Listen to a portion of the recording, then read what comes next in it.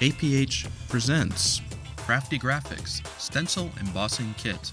Come and spend some time with us as a teacher of the visually impaired, an O&M instructor, a transcriber, a parent, and an art teacher talk about using Crafty Graphics. What it is, how to use it, what to use it for, what they like about it, and more. You'll also learn what stencil embossing is, what comes in the Crafty Graphics kit, and what materials you'll need to get started. So exactly what is stencil embossing? Stencil embossing is a technique that raises or lowers the surface of the paper. It requires a stencil, stylus, and good quality paper.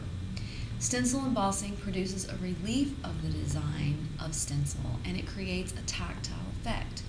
And it is great for making instant tactile drawings. So, what's in the kit? 2 embossing styluses, a serrated tracing wheel, a wooden braille eraser, some 1/4-inch grid sheets, a frosted packing sheet, an opaque foam pad, a clear flexible vinyl sheet, an assortment of stencils and grids, and the Crafty Graphics Stencil Embossing Kit Guidebook.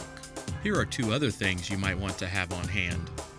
To produce a better, more precise tactile graphic, use a damp sponge to wipe down both sides of each sheet of paper, then wait a few seconds before directly embossing. Rub wax paper over the paper in the open area of the stencil design to help the embossing stylus glide easily over the paper and avoid any tearing. Now let's get started. We're going to get started. So the materials you would need would be a stencil, so you pick one. And you would need the embossing stylus, and you choose which one you would like, the little pointy, the tiny. And the clear flexible vinyl sheet, which we have right here on the light box. But you can also use the sponge to dampen your paper. The light box, and if you don't have a light box, easily use a window. Really no right or wrong way to stencil, except if you're doing a map, you will have specific letters, numbers, that sort of thing. You never have to use the entire stencil. And one of the most important things to remember is that you emboss from the back side of the paper. So, how do you use Crafty Graphics? Betsy Burnham, transcriber. I'm Betsy Burnham, and I'm currently working at the American Printing House for the Blind in the Attic Division. And my role there is to edit all of the textbooks that we take in prior to going out to transcribers. And I like using Crafty Graphics because it gave me great ideas. First off, it also gives you every basic tool that you could possibly need in creating tactile graphics. You need something to be able to do braille with. You have that with the stylus, and you have your punch. It also enables you to do what most transcribers will know are the tracing wheel type of graphic. But the Crafty Graphics, particularly for someone who is not doing production, who would normally have many different supplies and many different textures in their home, if that's where they're doing their graphics, or they would have those supplies available. This gives you just about everything you could possibly need if you think about it. You can draw lines. You can draw dotted lines if you need guidelines without having to press down and pick up and press down and pick up. It gives you every little tool you need, and also then I think sparks, oh, if I can do this, I can do that, and think of other ways to use your own, to really do tactile graphics. But I think as a beginner, especially for people who are working with students in the public school system, people who have been asked to be paraprofessionals, who are paraprofessionals and suddenly asked to work with a visually impaired student, this really keeps them on the right track, in my opinion. Some of the basic concepts that you would want to teach are, what is an aerial view? What is a side view? You can also teach them the basic shapes, the squares, the rectangles. What a tactile graphic of this cup might look like. And when I'm first teaching them, I would want to have the cup with me, and I would want to give them the cup to feel. And then I've got the clear plastic to protect the light source. Luckily, there was already a stencil of a glass. And I'm going to take my broadest tool because I'm going to be filling this whole area in. So the broadest tool is what I want to use to get a little bit better coverage and height. I'm also pressing with a full surface just to get a little bit stronger height. I don't know what the purpose of this is. You could make nice lines with it, you could do many different things with it, but it also looked like the ridges on the glass.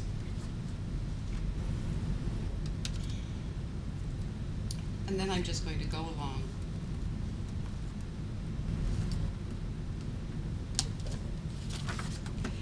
And when I turn it up, I have those textures. Very faint. Kim Huffman, teacher of the visually impaired. My name is Kim Huffman, and I teach for Northeast Indiana Special Education Cooperative. I teach students who are blind and visually impaired, and I'm an itinerant teacher. I teach math. I can draw a picture of shapes or of fractions, and it's real quick. And that way, if a student's having problems understanding, a certain shape or a certain fraction, those kinds of things, I can really quick just say, well, here you go, this is what it would look like. I've used it for science. I've used it for maps. I use it a lot for maps for students.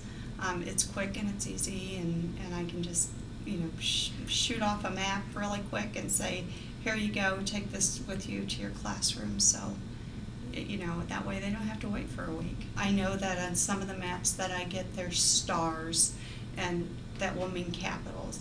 Well, if I outline the star, is that good? Can you tell that that's the capital if I do that? Or would it be better if I make an X? I don't have to, stay in one thought. We can change it for each student, so I like that. Chelsea Kale, art teacher. My name's Chelsea Kale. I'm an art teacher for grades K through 5th at J.R. Watson Elementary School. I basically used them with a girl that was totally blind, and my whole goal was to make sure that she did exactly what everybody else in the class did as well. So I did not have to practice. I pretty much pulled out the perforator and tried to figure out what it would do, and realized that it would make a line, and if I laid it over the foam piece of paper, it wouldn't make a cut, it would make an impression. I had no guidance. She basically gave me the box and told me that this would be very helpful. So I played around with it for a couple minutes and realized what I could do with it, and it really is very helpful for me. I drew it for myself, so I knew exactly where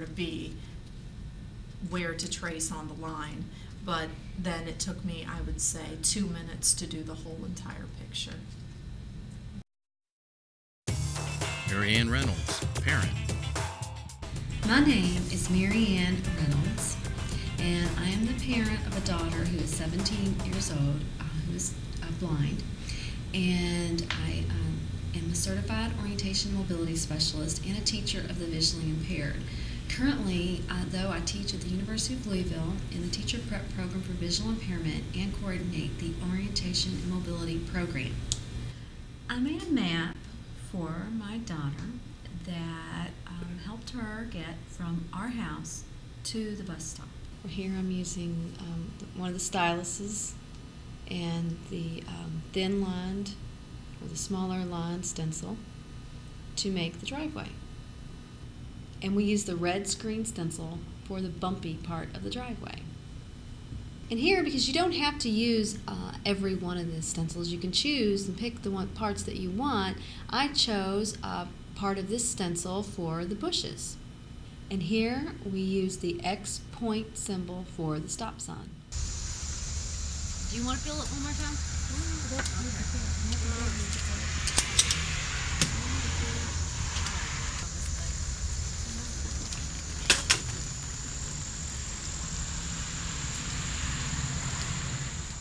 one of the other uses of this particular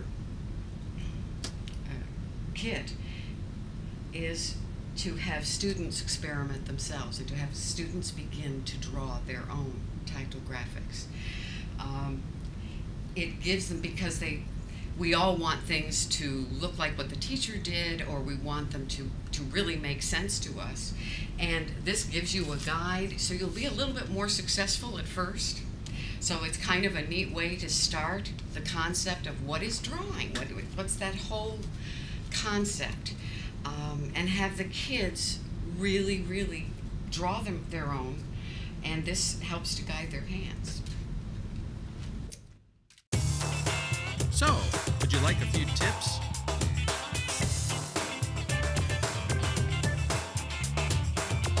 Tips that I can give is that I ask my students what would be good for them.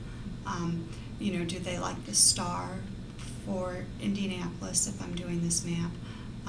Do they like the screen for water? You know, what textures would they rather have show an example? Other tips that I have, I always try to use the same texture for the same thing. After a student and I decide what texture is the best for them, I always try to use that same texture, whether it's the screen, whether it's... So some tips would be, I really had to make everything large, more on a larger scale, so she could actually feel it.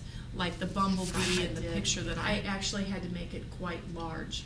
Of course, she would never feel a bumblebee, so at a two-dimensional level, I needed to make it more visible for her, especially with the flowers. You know, they needed to be more on a larger scale so she wouldn't get lost.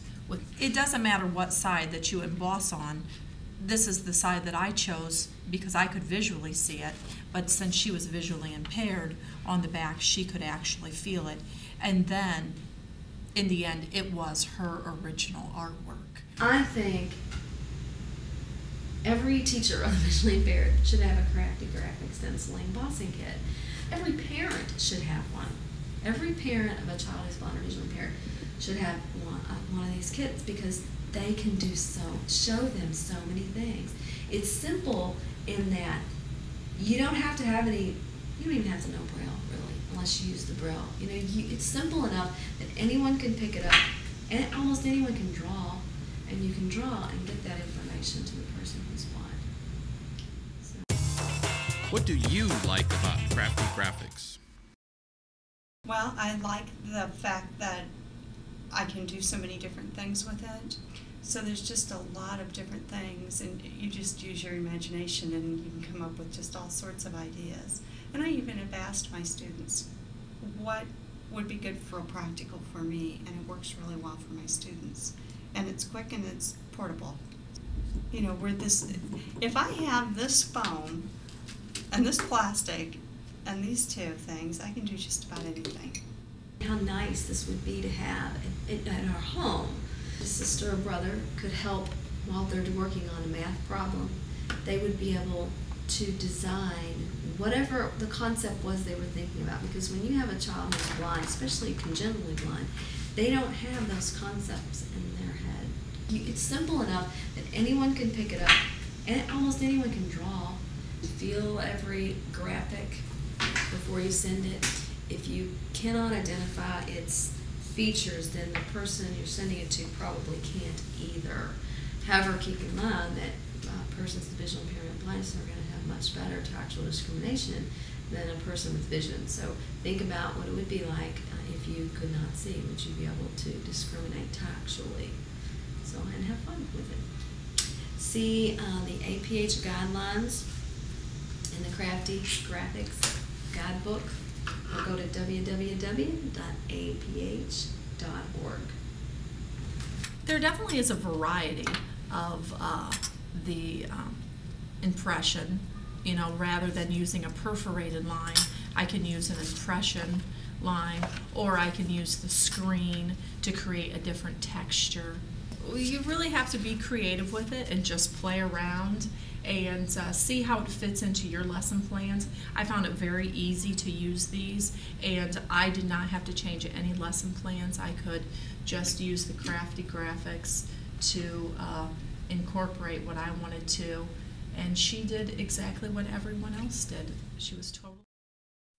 For additional information on the Crafty Graphics Stencil Embossing Kit, call us at 800-223-1839 or visit us at www.aph.org. Happy embossing! Thank you, Marianne Reynolds, Ashley Reynolds, Betsy Burnham, Kim Huffman, Chelsea Kale, Skylar Elkin. Thank you, J.R. Watson Elementary School, Auburn, Indiana, DeKalb Middle School, Auburn, Indiana, Jan Carroll, Crafty Graphics Stencil Embossing Kit Developer and Co-Project Leader, Karen Pope, Crafty Graphics Stencil Embossing Kit Co-Project Leader. Consultants, Jan Carroll, Karen Pope, Scott Blome, Bob Brasher, Maria Delgado, Will Evans, Jeannie Humphreys. Producer, Sandy Baker. Cinematography and editing, Brian Doherty. Narrator, Alan Smithy.